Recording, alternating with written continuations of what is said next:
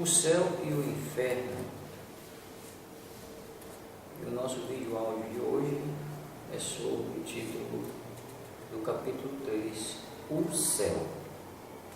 Em geral, a palavra céu designa o espaço indefinido que circunda a terra, e mais particularmente a parte que está acima do nosso horizonte. Vem do latim coelum, formada do grego coelos, côncavo, porque o céu parece uma imensa concavidade.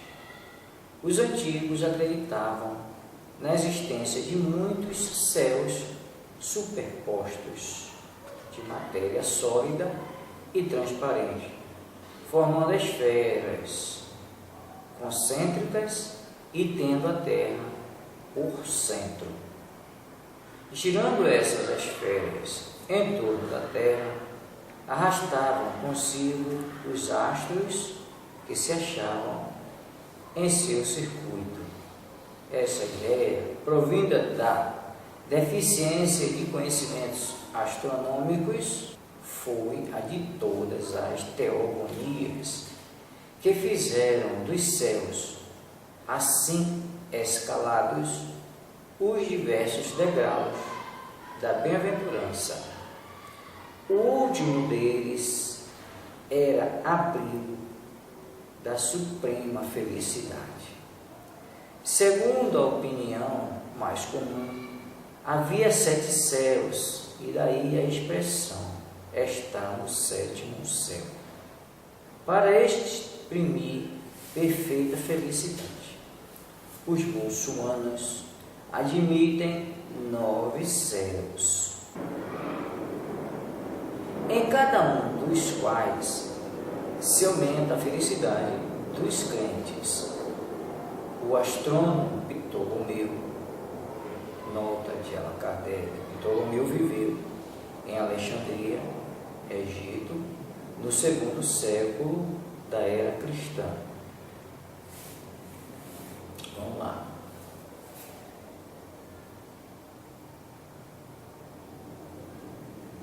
O astrônomo Ptolomeu contava 11 e denominava ao último império, o último empíreo, isto é, do grego fulgum,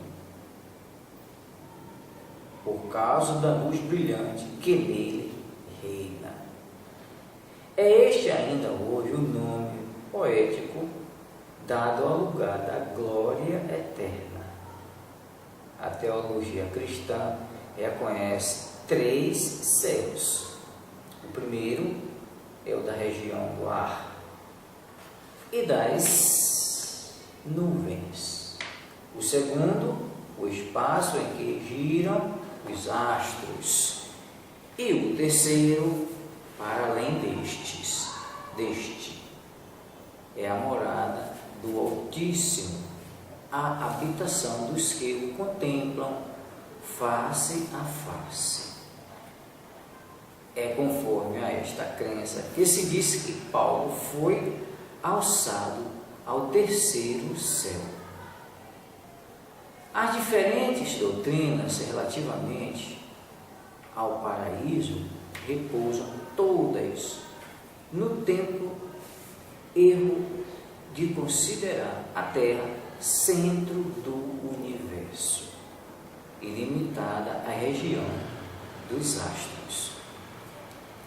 É além desse limite imaginário que todas têm colocado a residência afortunada e a morada do Todo-Poderoso.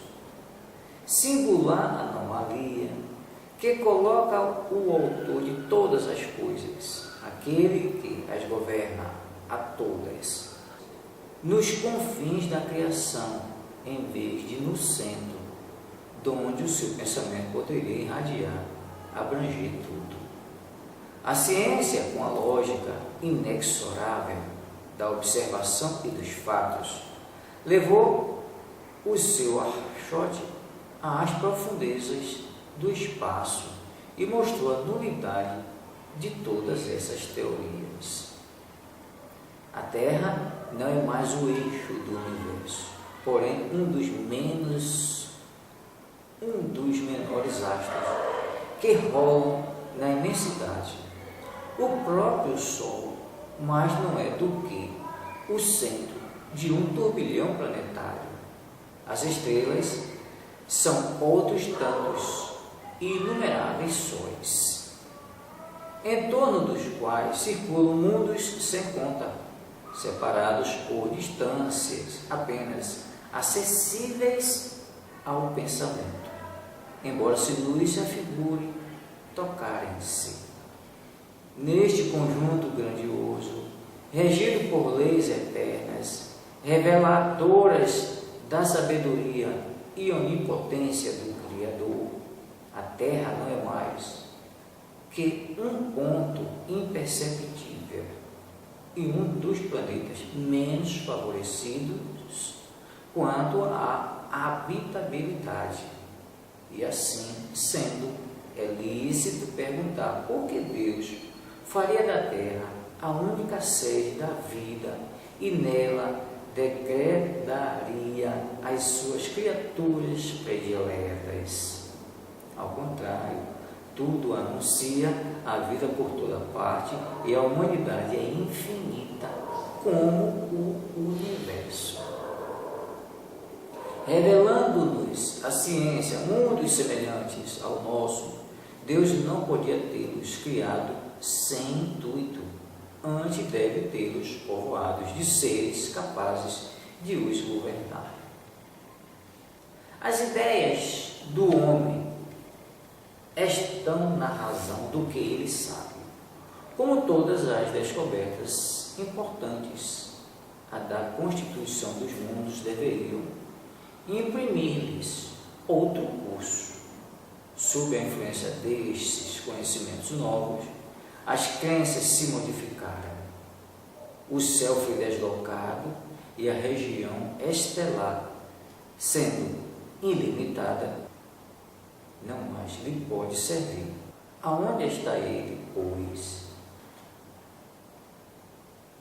E ante esta questão, emudecem todas as religiões. O Espiritismo vem resolvê-las, demonstrando o verdadeiro destino do homem, tomando-se por base a natureza deste último e os atributos divinos, chega-se a uma conclusão.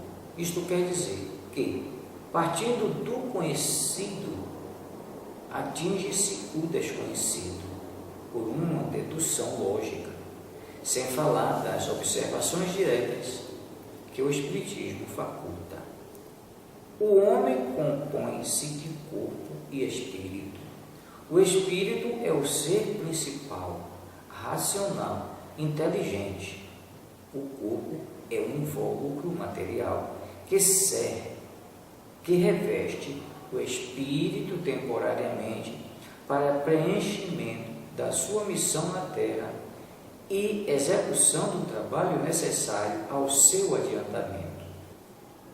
O corpo usado destrói-se e o espírito sobrevive à sua destruição.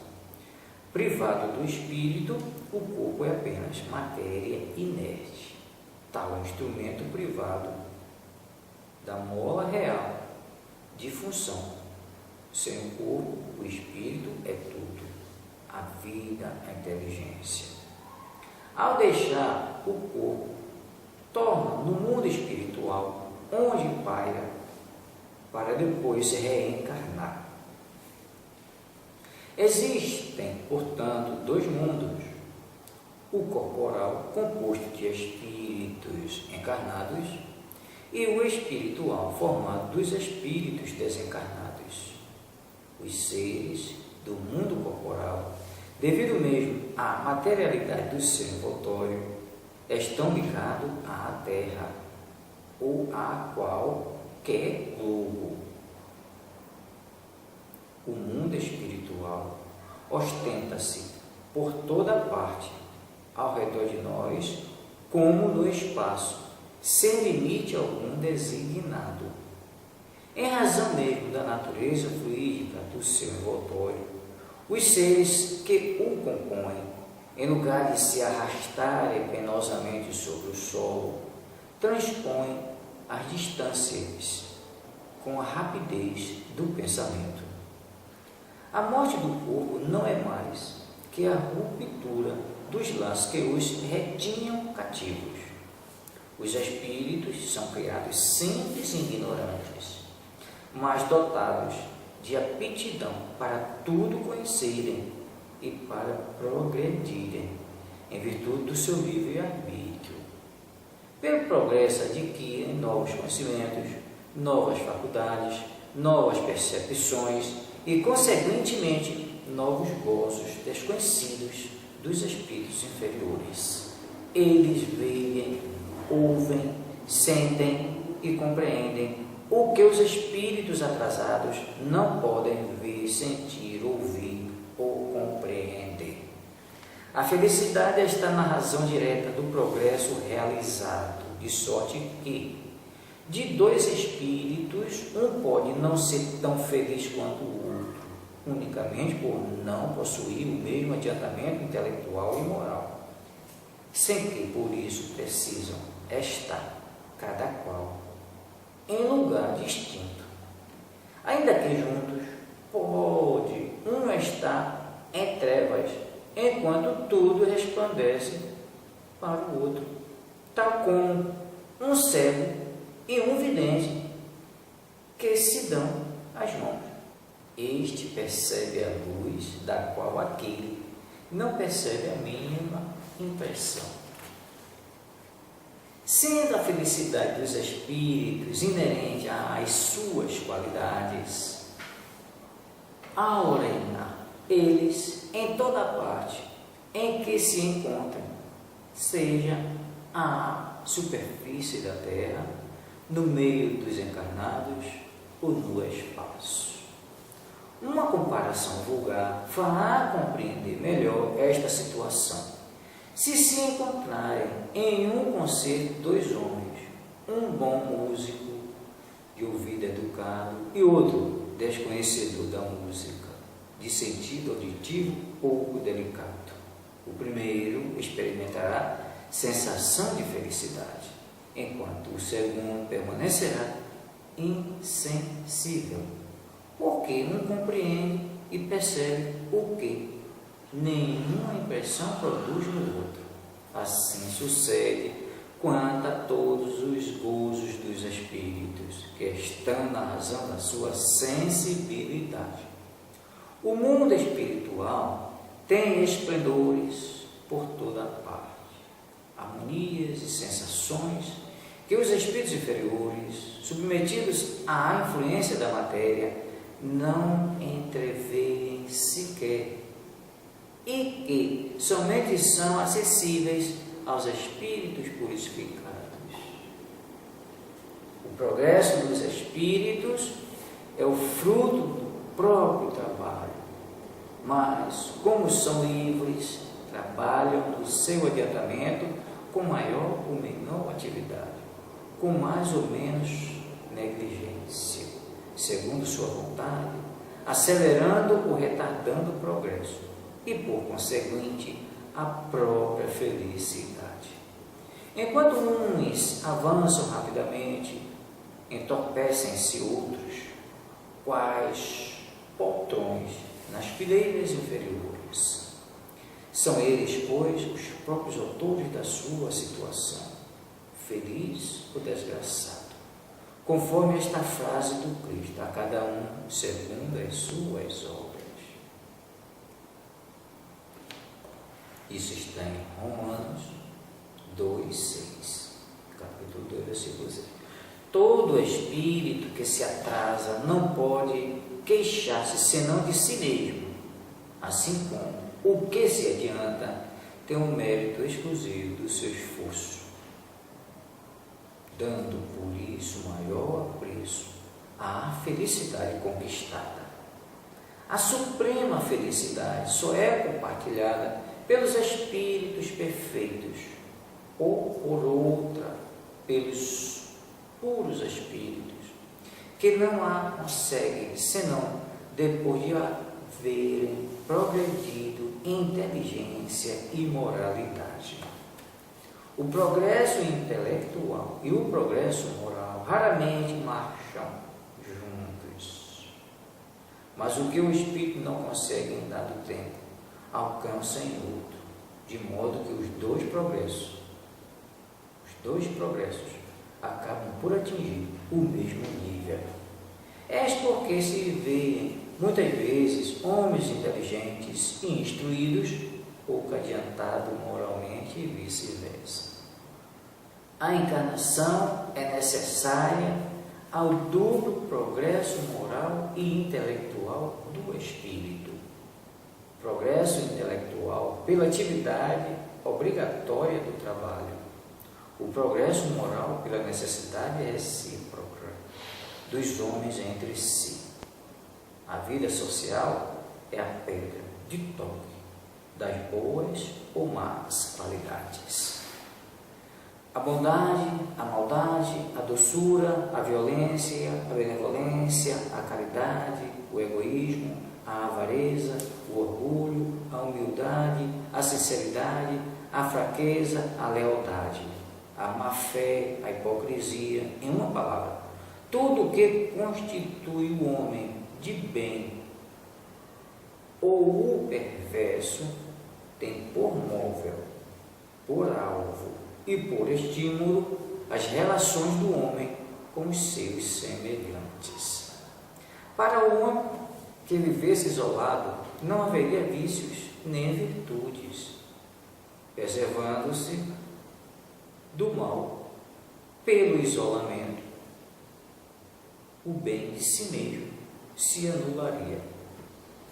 Uma só existência corporal é manifestamente insuficiente para o espírito adquirir todo o bem que lhe falta e eliminar o mal que lhe sobra. Como poderia um selvagem, por exemplo, em uma só encarnação, nivelar-se moral e intelectualmente ao mais adiantado europeu? É materialmente impossível. Deve ele, pois, ficar eternamente na ignorância e barbárie, privado dos gozos que só o desenvolvimento das faculdades pode proporcionar-lhe. O simples bom senso repele tal suposição, que seria não somente a negação da justiça e bondade divina, mas das próprias leis evolutivas e progressivas da natureza. Mas Deus, que é soberanamente justo e bom, concede ao espírito tantas encarnações quantas as necessidades para atingir o seu objetivo, a perfeição. Para cada nova existência, entra o espírito com o cabedal adquirido nas anteriores em aptidões, conhecimentos intuitivos, inteligência e moralidade. Cada existência é assim um passo avante no conhecimento do progresso. Veja a primeira parte do capítulo 1, item 3, nota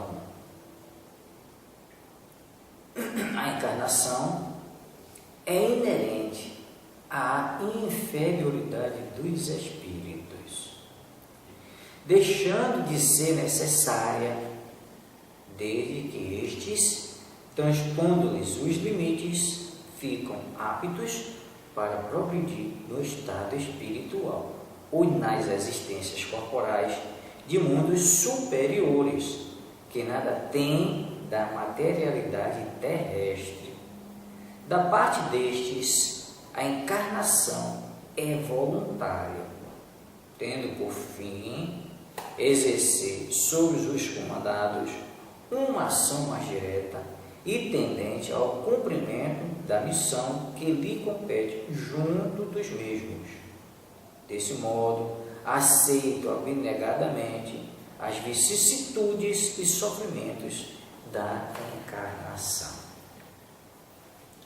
Em intervalo das existências corporais, o espírito torna a entrar no mundo espiritual, onde é feliz o desgraçado segundo o bem ou o mal que fez.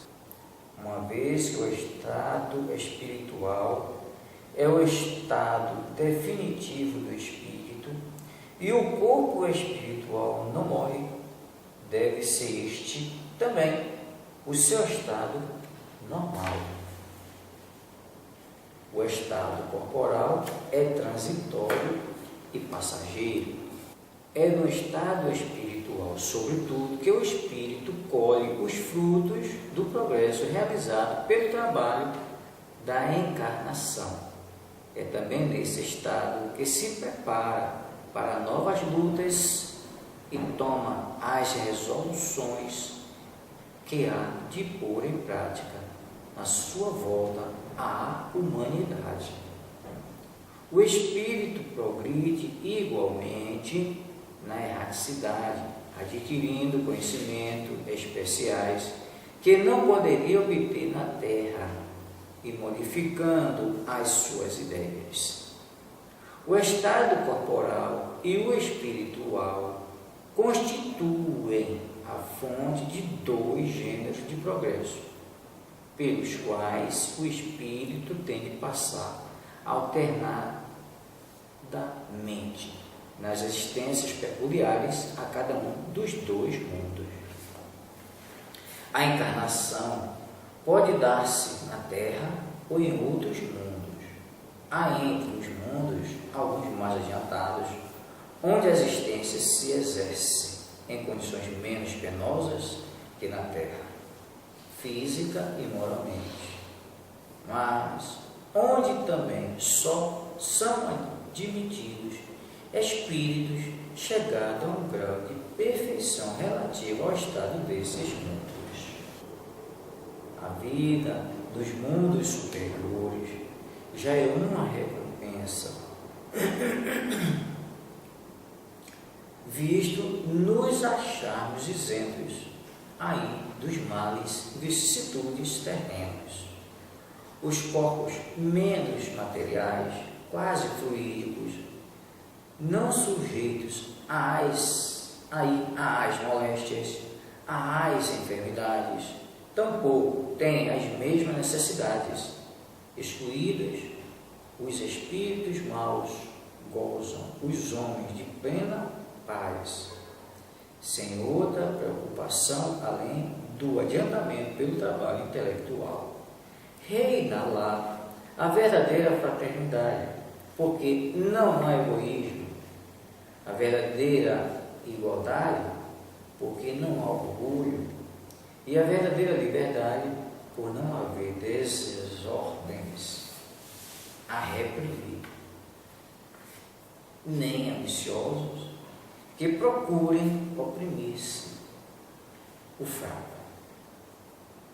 Comparados à terra, esses mundos são verdadeiros paraísos, quais poucos ao longo do caminho do progresso conducente ao estado definitivo. Sendo a terra um mundo inferior destinado à purificação dos espíritos imperfeitos, está nisso a razão do mal que aí predomina, até que praza a Deus fazer dela morada de espíritos mais adiantados. Assim é que o espírito, progredindo gradualmente, à medida que se desenvolve, chega ao apogeu da felicidade. Porém, antes de ter atingido a culminância da perfeição, goza de uma felicidade relativa ao seu progresso. A criação também flui. Os prazeres da infância, mais tarde os da mocidade e, finalmente, os mais sólidos da natureza. A felicidade dos espíritos bem-aventurados não consiste na ociosidade contemplativa, que seria, como temos dito, muitas vezes uma eterna e fatidiosa inutilidade. A vida espiritual, em todos os seus graus, é, ao contrário, uma constante atividade, mas atividade isenta de fadigas. A suprema felicidade consiste no gozo de todos os esplendores da criação, que nenhuma linguagem humana jamais poderia descrever, que a imaginação mais fecunda não poderia conceber.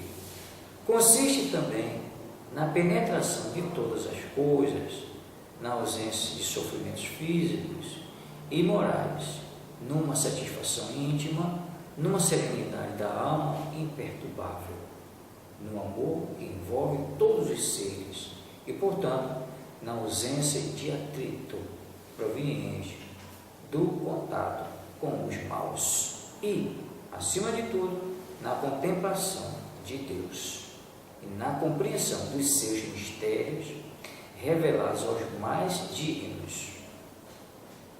A felicidade também existe nas tarefas cujo encargo nos faz felizes. Os espíritos puros são os messias ou mensageiros de Deus pela transmissão e execução das suas vontades. Preenchem as grandes missões, presidem a formação dos mundos e a harmonia geral do universo. Tarefa gloriosa a que se não chega senão pela perfeição. Os da ordem mais elevada são os únicos a possuírem os segredos de Deus, inspirando-se no seu pensamento, e que são diretos representantes.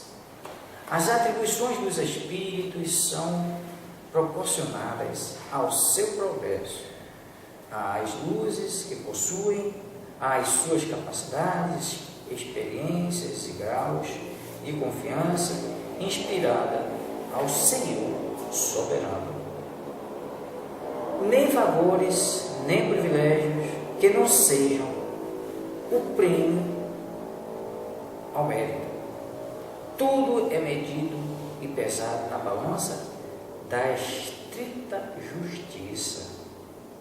As missões mais importantes são confiadas somente àqueles que Deus julga capazes de as cumprir e incapazes de desfalecimento ou comprometimento. E enquanto que os mais dignos compõem o Supremo Conselho sob as vistas de Deus, os chefes superiores é cometido a direção de turbilhões planetários e a outros conferidos a de mundos especiais. Vem depois pela ordem de adiantamento e subordinação hierárquica. As atribuições mais restritas do preposto ao progresso dos povos, a prostração das famílias e indivíduos, ao impulso de cada ramo de progresso, às diversas operações de natureza até os mais ínfimos pormenores da criação. Neste vasto e harmônico conjunto, há ocupações para todas as capacidades, aptidões e esforços, ocupações aceitas com júbilo, solicitadas com ardor, por serem um meio de adiantamento para os espíritos que ao progresso aspiram. Ao lado das grandes missões confiadas aos espíritos superiores, há outras de importância relativa em todos os graus, concedidas a espíritos de todas as categorias, podendo afirmar-se que cada encarnado tem a sua, isto é, deveres a preencher a bem dos seus semelhantes, desde o chefe de família, a quem incumbe o progresso dos filhos, até o homem de gênio, que lança às sociedades novos germes de progresso. É nessas missões secundárias que se verificam desfalecimentos, prevaricações e renúncias que prejudicam o indivíduo sem afetar o todo. Todas as inteligências concorrem, pois, para a obra geral, qualquer que seja o grau atingido, e cada uma na medida das suas forças, seja no estado de encarnado ou no de espírito. Por toda parte, a atividade, desde a base ao ápice da escala, instruindo-se, coadjuvando-se em mútuo apoio, dando-se as mãos para alcançarem o zênite. Assim se estabelece a solidariedade entre o mundo espiritual e o corporal, ou em outros termos, entre os homens e os espíritos, entre os espíritos libertos e os cativos. Assim se perpetuam e consolidam pela purificação e continuidade de relações as verdadeiras simpatias e nobres afeições. Por toda parte, a vida e o movimento, nenhum canto do infinito despovoado, nenhuma região que não seja incessantemente percorrida por legiões inumeráveis de espíritos radiantes, invisíveis aos sentidos grosseiros dos encarnados, mas cuja vista deslumbra de alegria e admiração as almas libertas da matéria. Por toda parte, enfim, há uma felicidade relativa a todos os progressos, a todos os deveres cumpridos, trazendo cada um consigo os elementos de sua felicidade, decorrente da categoria em que se coloca pelo seu adiantamento. Das qualidades do indivíduo depende-se a felicidade e não do estado material do meio em que se encontra, podendo a felicidade, portanto, existir em qualquer parte onde haja espíritos capazes de a gozar. Nenhum lugar lhe é circunscrito e assinalado no universo. Onde quer que se encontrem os espíritos, podem contemplar a majestade divina, porque Deus está em toda parte. Entretanto, a felicidade não é pessoal.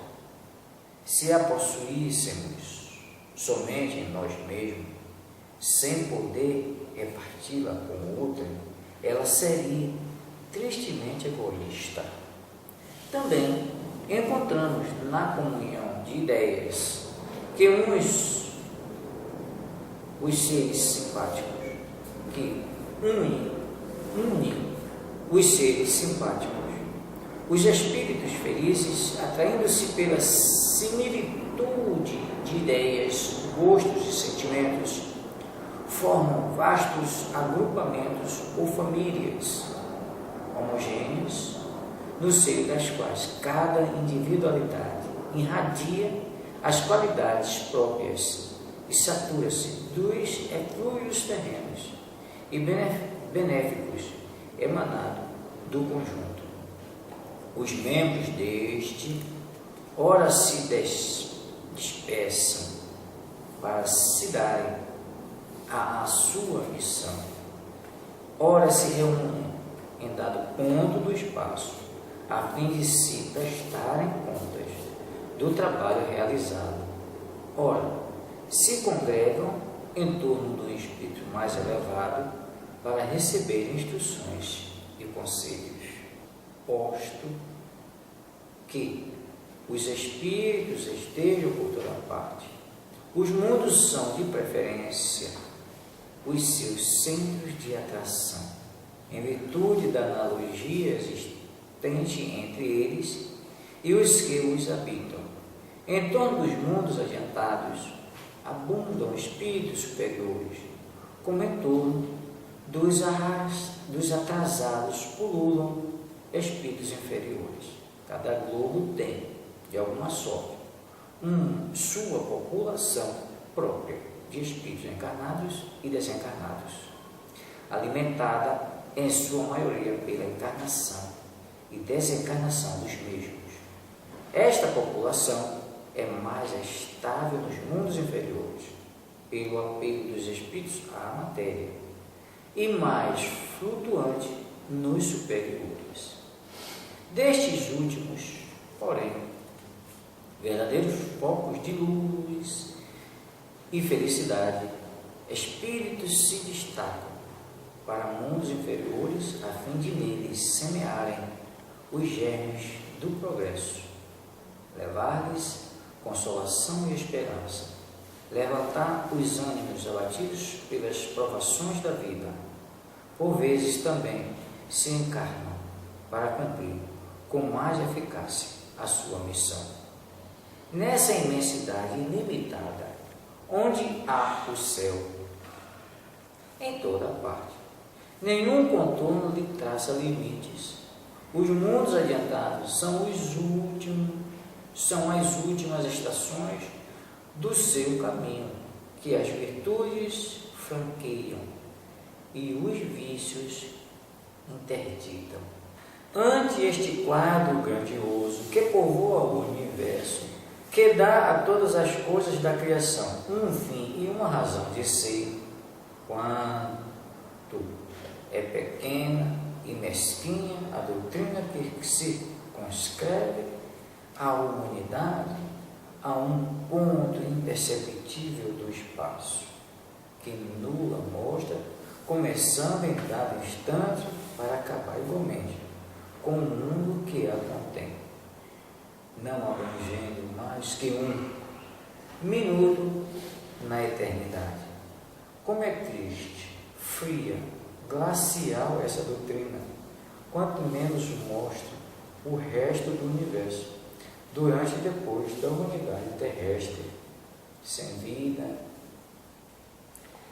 nem movimento, qual o vastíssimo deserto imenso em profundo silêncio, como é desesperadora a perspectiva dos eleitos voltados à contemplação perpétua, enquanto a maioria das criaturas padece tormentos sem fim, como lacera os corações sensíveis a ideia dessa barreira entre mortos e vivos.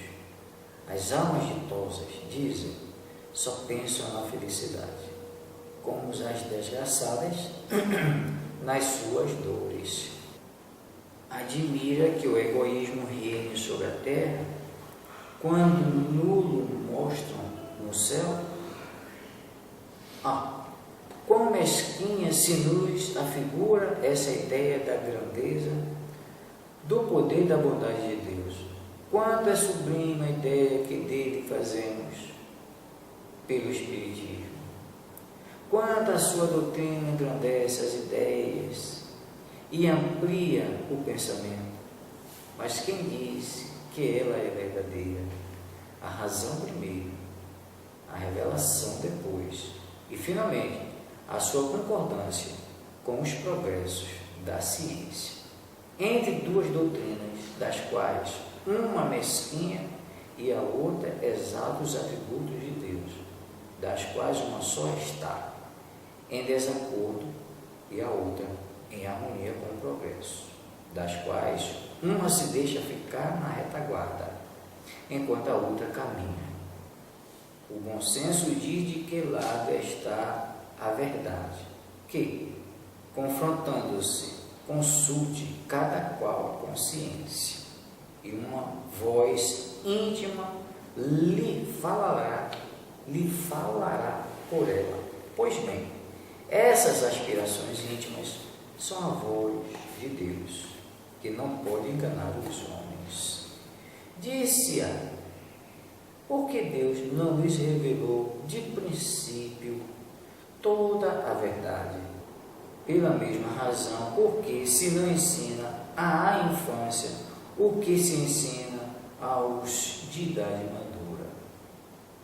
A revelação limitada foi suficiente a certo período da humanidade, e Deus a proporciona gradativamente ao progresso e às forças do Espírito. Os que recebem hoje uma revelação mais completa são os mesmos Espíritos que viveram dela numa partícula em outros tempos, e que de então ou diante se engrandeceram em inteligência. Antes de a ciência ter revelado aos homens as forças vivas da natureza, a constituição dos astros, o verdadeiro papel da Terra e a sua formação, poderiam eles compreender a imensidade do Espírito, e a pluralidade dos mundos. Antes de a geologia comprovar a formação da Terra, poderiam os homens tirar-lhes o inferno das entranhas e compreender o sentido alegórico dos seus dias da criação?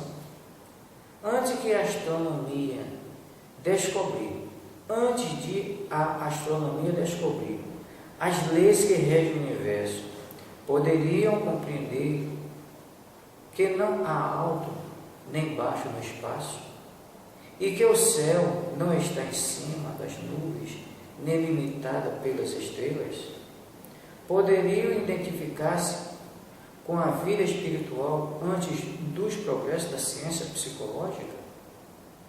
Conceber, depois da morte, uma vida feliz ou desgraçada, a não ser em lugar circunscrito e sob uma forma material? Não, compreendendo mais pelo sentido que pelo pensamento, o universo era muito vasto para a sua concepção. Ora, preciso restringi-lo ao seu ponto de vista para alargá-lo mais tarde. Uma revelação parcial tinha sua utilidade, e embora sábia até então, não satisfaria hoje. O absurdo, porém, dos que pretendem poder governar os mundos de pensamento sem se darem conta do progresso das ideias, quais se fossem crianças. Veja o Evangelho segundo o Espiritismo, capítulo 3.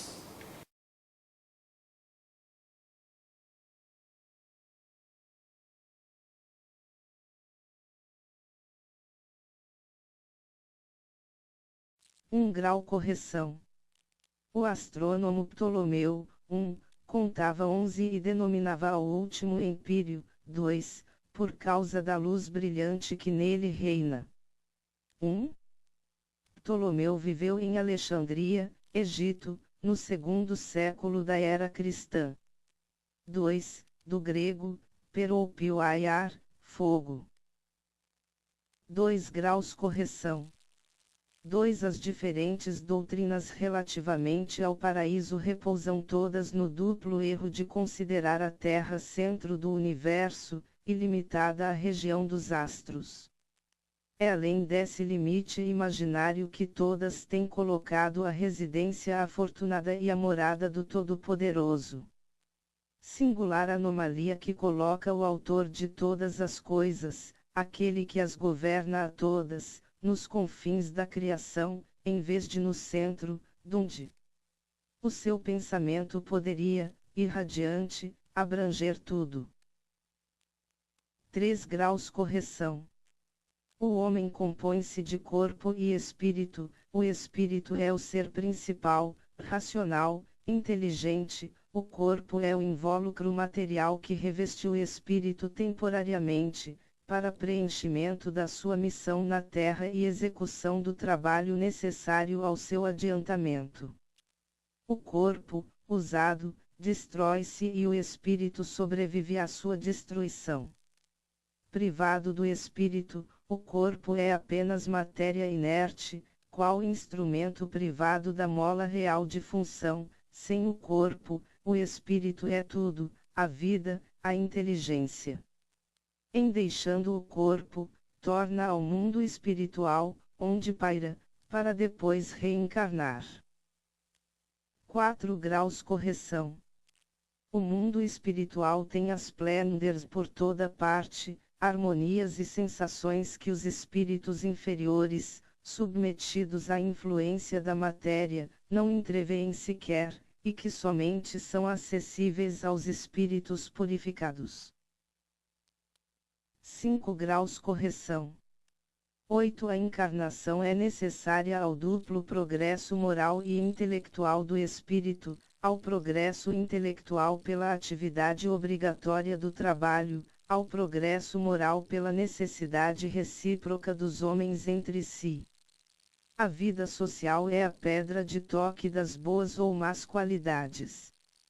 A bondade, a maldade, a doçura, a violência, a benevolência, a caridade, o egoísmo, a avareza, o orgulho, a humildade, a sinceridade, a franqueza, a lealdade, a má-fé, a hipocrisia, em uma palavra, tudo o que constitui o homem de bem ou o perverso tem por móvel, por alvo e por estímulo as relações do homem com os seus semelhantes.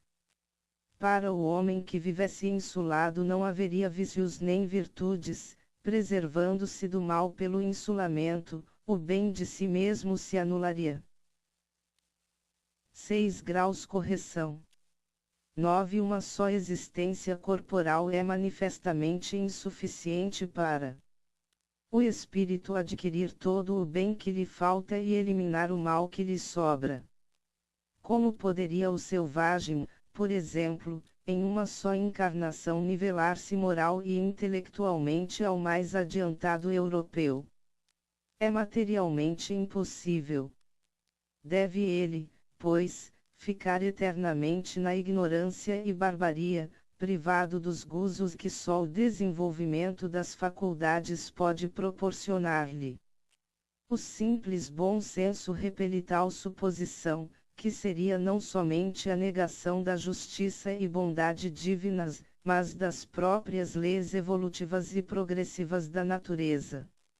Mas Deus, que é soberanamente justo e bom, concede ao espírito tantas encarnações quantas as necessárias para atingir seu objetivo, a perfeição.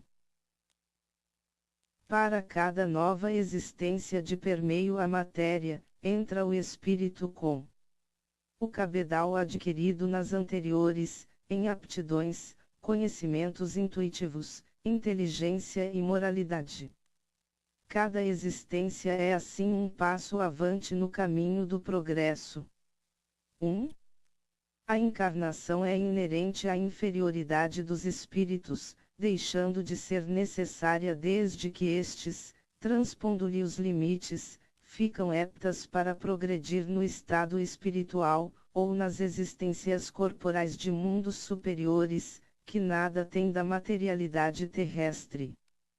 Da parte destes a encarnação é voluntária, tendo por fim exercer sobre os encarnados uma ação mais direta e tendente ao cumprimento da missão que lhes compete junto dos mesmos. Desse modo aceitam abnegadamente as vicissitudes e sofrimentos da encarnação. 1. Vede primeira parte, Capitã I, N graus 3, nota 1. 7 graus correção. No intervalo das existências corporais o espírito torna a entrar no mundo espiritual, onde é feliz ou desgraçado segundo o bem ou o mal que fez. 8 graus correção. 11 A reencarnação pode dar-se na Terra ou em outros mundos. Há entre os mundos alguns mais adiantados onde a existência se exerce em condições menos penosas que na Terra, física e moralmente, mas onde também só são admitidos espíritos chegados a um grau de perfeição relativo ao estado desses mundos. A vida nos mundos superiores já é uma recompensa, visto nos acharmos isentos, aí, dos males e vicissitudes terrenos. Onde os corpos, menos materiais, quase fluídicos, não mais são sujeitos às moléstias, às enfermidades, e tampouco têm as mesmas necessidades. Excluídos os espíritos maus, gozam os homens de plena paz, sem outra preocupação além da do adiantamento pelo trabalho intelectual. Reina lá a verdadeira fraternidade, porque não há egoísmo, há verdadeira igualdade, porque não há orgulho, e a verdadeira liberdade por não haver desordens a reprimir, nem ambiciosos que procurem oprimir o fraco. Comparados à terra, esses mundos são verdadeiros paraísos, quais pousos ao longo do caminho do progresso conducente ao estado definitivo. Sendo a terra um mundo inferior destinado à purificação dos espíritos imperfeitos, está nisso a razão do mal que aí predomina, até que praza a Deus fazer dela morada de espíritos mais adiantado. Assim é que o espírito, progredindo gradualmente à medida que se desenvolve, chega ao apogeu da felicidade, porém, antes de ter atingido a culminância da perfeição, goza de uma felicidade relativa ao seu progresso. A criança também frui os prazeres da infância, mais tarde os da mocidade, e finalmente os mais sólidos, da madureza. 9 graus correção. As missões mais importantes são confiadas somente àqueles que Deus julga capazes de as cumprir e incapazes de desfalecimento ou comprometimento. E enquanto que os mais dignos compõem o Supremo Conselho, sob as vistas de Deus, a chefes superiores é cometida a direção de turbilhões planetários, é a outros conferida a de mundos especiais. Vem, depois, pela ordem de adiantamento e subordinação hierárquica, as atribuições mais restritas dos prepostos ao progresso dos povos, à proteção das famílias e indivíduos, ao impulso de cada ramo de progresso, às diversas operações da natureza até aos mais ínfimos pormenores da criação. Neste vasto e harmônico conjunto há ocupações para todas as capacidades, aptidões e esforços, ocupações aceitas com júbilo, solicitadas com ardor, por serem um meio de adiantamento para os espíritos que ao progresso aspiram. 10 graus correção. Das qualidades do indivíduo depende-lhe a felicidade, e não do estado material do meio em que se encontra, podendo a felicidade, portanto, existir em qualquer parte onde haja espíritos capazes de a gozar. Nenhum lugar lhe é circunscrito e assinalado no universo. Onde quer que se encontrem, os espíritos podem contemplar a majestade divina, porque Deus está em toda parte. 11 graus correção. 16. Entretanto, a felicidade não é pessoal, se a possuíssemos somente em nós mesmos, sem poder reparti-la com outrem, ela seria tristemente egoísta. Também a encontramos na comunhão de ideias que une os seres simpáticos. Os espíritos felizes, atraindo-se pela similitude de gestos e sentimentos, formam vastos agrupamentos ou famílias homogêneas, no selo das quais cada individualidade irradia as qualidades próprias e satura-se dos eflúvios serenos e benéficos emanados do conjunto. Os membros deste, ora se dispersam para se darem à sua missão, ora se reúnem em dado ponto do espaço a fim de se prestarem contas do trabalho realizado, ora se congregam em torno de um espírito mais elevado para receberem instruções e conselhos. 17.